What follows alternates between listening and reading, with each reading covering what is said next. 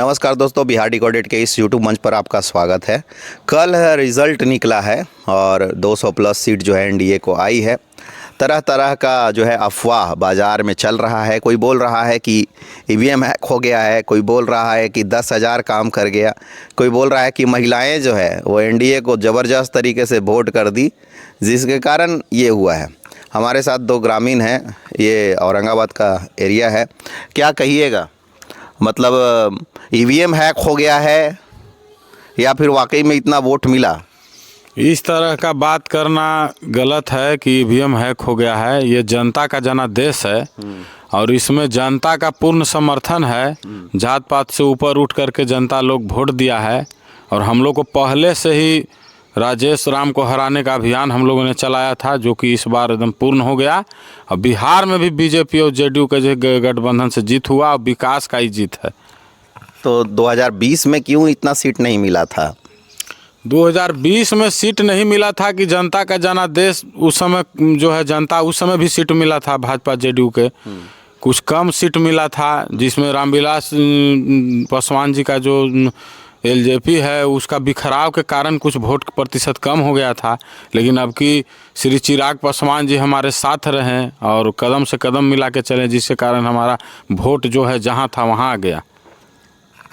लोग कह रहे हैं कि ये तो वोट चोरी से सरकार बना है, इतना वोट आया।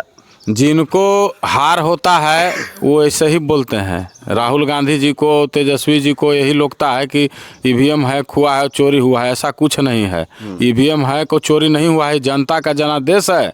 और मैं उन लोगों से भी बोलना चाहता हूं जो राजनीति करते हैं, जातिगत वोट करते हैं, जो जाति के नाम पर भ्रम फैलाते हैं। और आरजेडी वाले बोले थे कि नेपाल जैसा कर देंगे, ऐसा कुछ नहीं है। ये भाजपा का सरकार पूर्ण बहुमत से आना था, जेडीयू का आना था गठबंधन में। और ऐसा ईवीएम का बहाना छोड़ दें।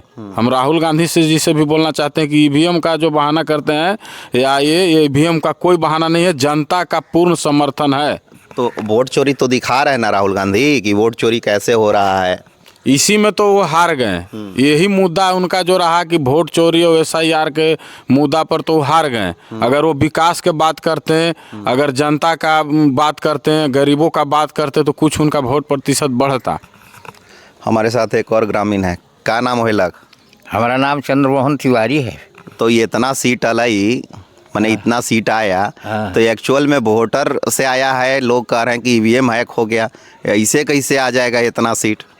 देखिए, ये ईवीएम हैक नहीं हुआ है और ये जो है सो मतलब बात आ रही है इन लोग का, विपक्ष का जो है सो नौटंकी का, वो बिल्कुल निराधार है। कोई इसका आधार नहीं है जो कि इन लोग कह सकें कि से वोट चोरी हो गया, ये हो गया, वो हो गया। अरे वो आंधी था, आंधी नहीं सुनामी कहिए बल्कि। हाँ, जो कि बीजेपी और जदयू का हवा में ये लोग सारे उड़ गए। वो कहाँ तालाब में मछली पकड़ने के लिए कूद गए, कहाँ क्या किए। कांग्रेस पार्टी का कोई आधार नहीं है। हाँ, उनको पार्टी से त्यागपत्र देना चाहिए। हाँ, राहुल गांधी को पार्टी से त्यागपत्र देना चाहिए।